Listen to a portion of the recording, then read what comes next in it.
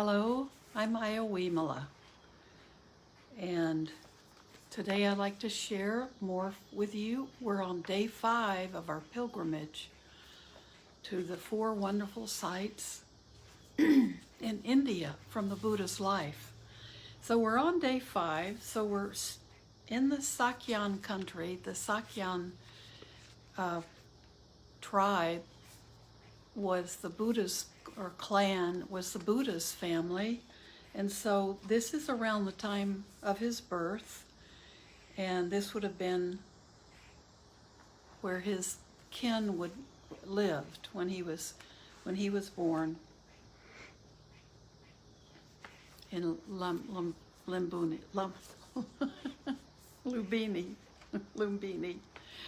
So we're on day 5, and I'll do the reading, and then we'll do a reflection.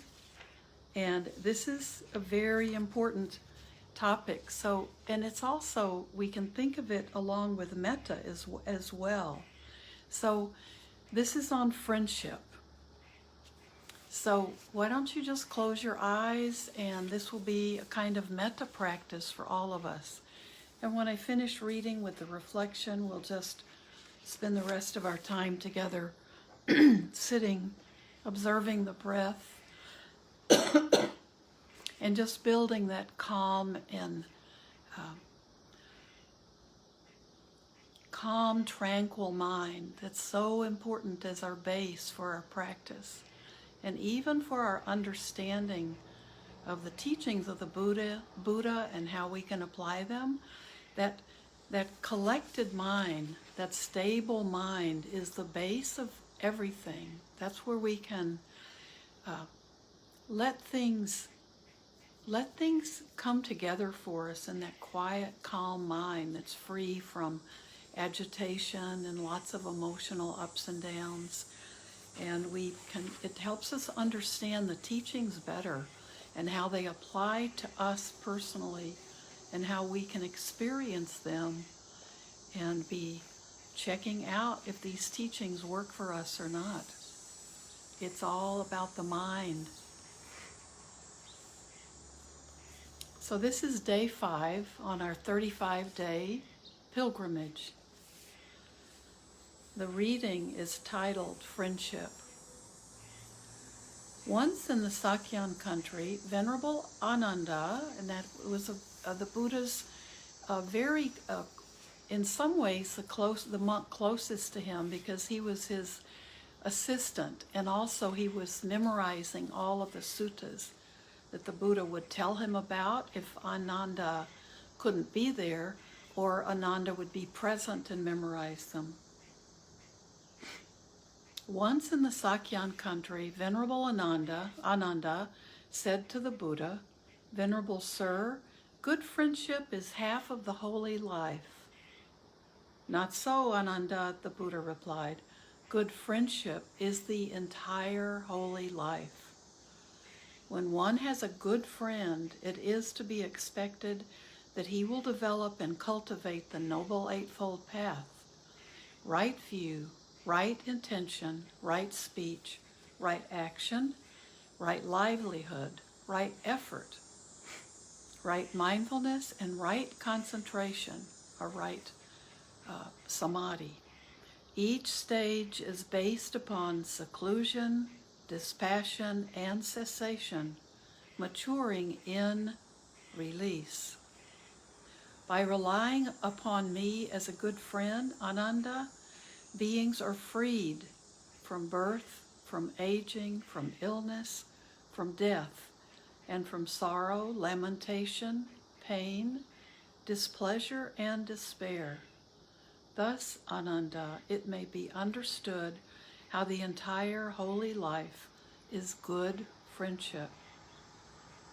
Therefore, you should train yourself thus: I will be one who has good friends. When you have good friends, you should dwell with one thing for support: diligence in wholesome states, avoiding unwholesome states not yet arisen, abandoning unwholesome states already arisen, developing wholesome states, and maintaining those wholesome states. When you are thus dwelling diligently, those around you will think, let us also dwell diligently with diligence for support. In this way you will be guarded and protected. That's from the Samyutta Nikaya 3:18. So in this reading, when he talks about when you have good friends, you should dwell with one thing for support, diligence in wholesome states, avoiding unwholesome states not yet arisen, abandoning unwholesome states already arisen, developing wholesome states, and maintaining wholesome states. That's the essence of right effort. So when we worked with Ashin Tejaniya's book, we're talking about defilements. That's what we're talking about, those unwholesome states, and how to let go of them and how to encourage wholesome states and maintain those. So this is what our noble friends do. And he also mentions, by relying upon me as a good friend. So the Buddha's saying he should be that good friend for us, along with our other noble friends, dear friends, who help support us in this path in our lives. So here is the reflection on, it's called One Person. So now close your eyes. If you're not already in that posture, be in your meditation posture. There is one person whose birth into the world is for the welfare of the many, for the happiness of the many, for the good, the welfare, and the happiness of devas and humans, out of compassion for the world. There is one person whose presence is hard to encounter in the world, whose teaching is seldom heard, and the whole face is rarely gazed upon. There is one person whose appearance in the world is unique, unequaled, incomparable, unparalleled, without counterpart, matchless, unrivaled, and who lifts up the hearts of devas and humans. The passing away of one person from the world is regretted by the many and causes sorrow. Even though he admonished, after I have passed away, let the Dhamma be your teacher, still his passing away is regretted. Who is that person? It is the Tathagata, the Arahat, the fully enlightened Buddha. And that's Anguttara Nikaya 1:13.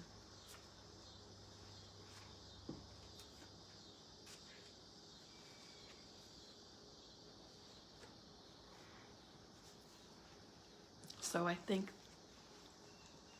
if we need one really good friend, we can find it in our friend, our teacher. And those are the teachings. What he's left to us is the Dhamma, is the truth that we experience for ourselves, guided by his taking that path and leaving good lessons and records for us, so we can follow it ourselves. So let's sit.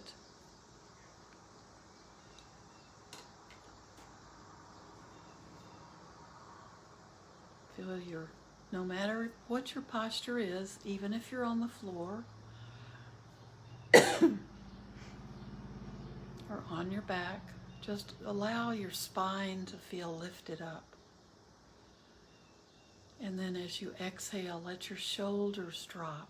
No need to hold your shoulders up around your ears. With the exhale, if your body feels very tense, take a few deep breaths in and exhale as long as you can.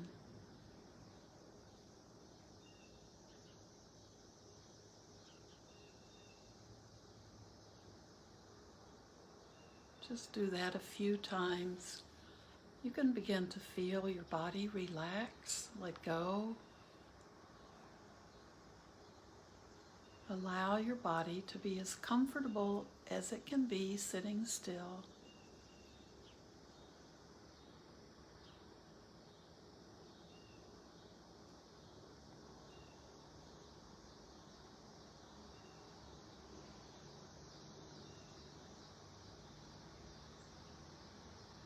Recognize your mind as part of this body.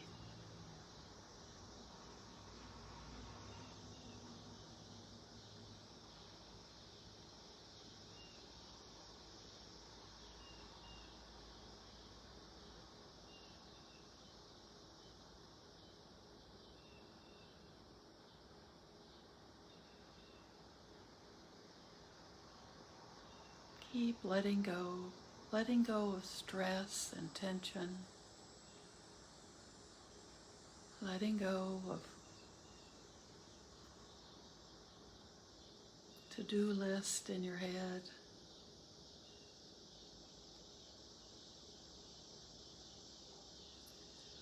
You can be aware of the thoughts coming into your mind because that's one of our sense organs. So we have that mind consciousness.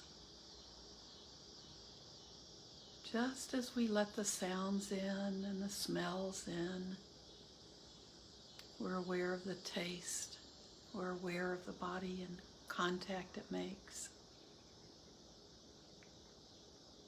We can be aware of those thoughts.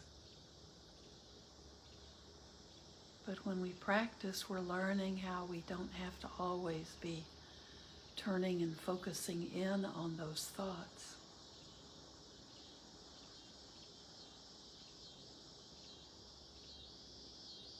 We can allow them to be there, not start feeding them, and just allow them to go away. They aren't who we are.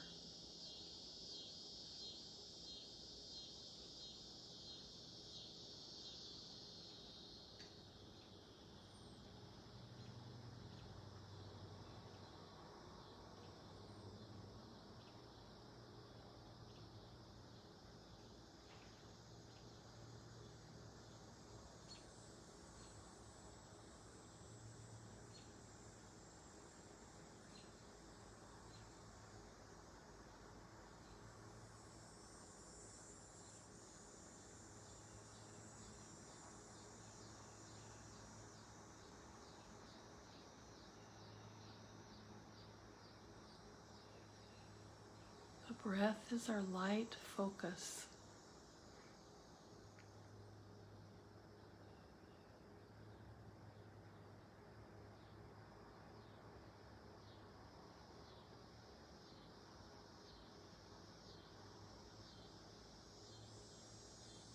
And if you feel you're becoming distracted,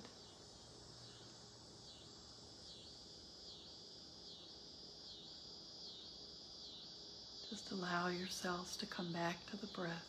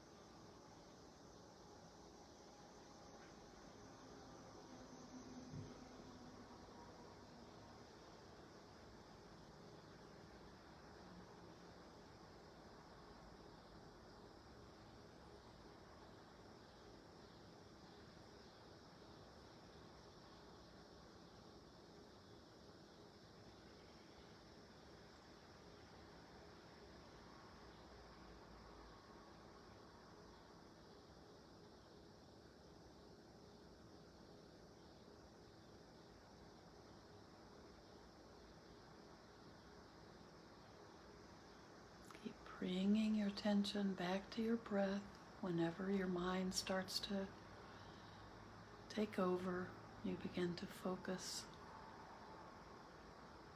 on enlarging your thoughts and making stories. Just let the stories go.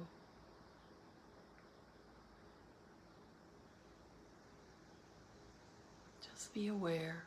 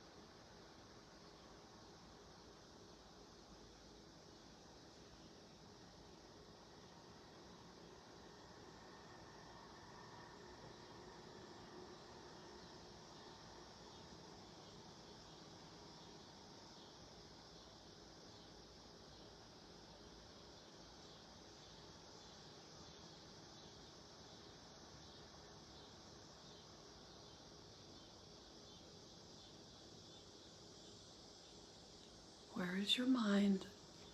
Just keep coming back to your breath.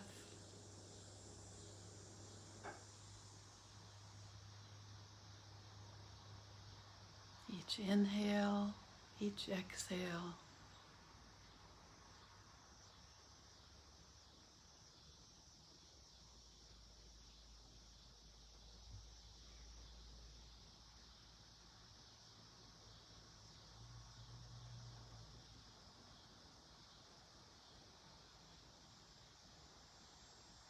Just allow thoughts to come and go.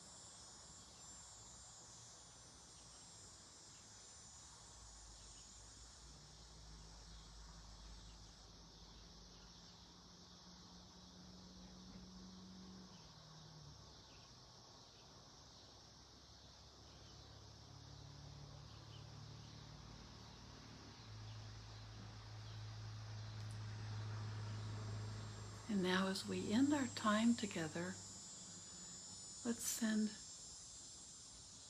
merit.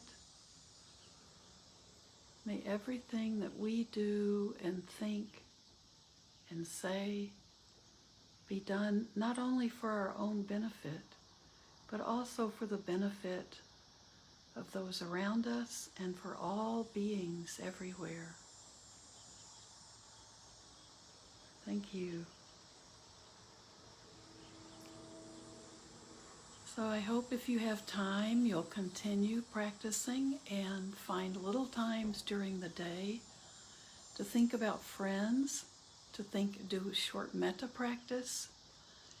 Let this be a day thinking about friendships. And it's important for us to think about who our noble friends are, who the people are that we can depend on to be honest with us, to support us when we're being honest, and be the people that we can go to if we need to talk to someone. Those are very special people. So we can be that kind of friend, and those are the kind of friends we can cultivate. So I'll see you tomorrow. Thank you so much for being part of my practice.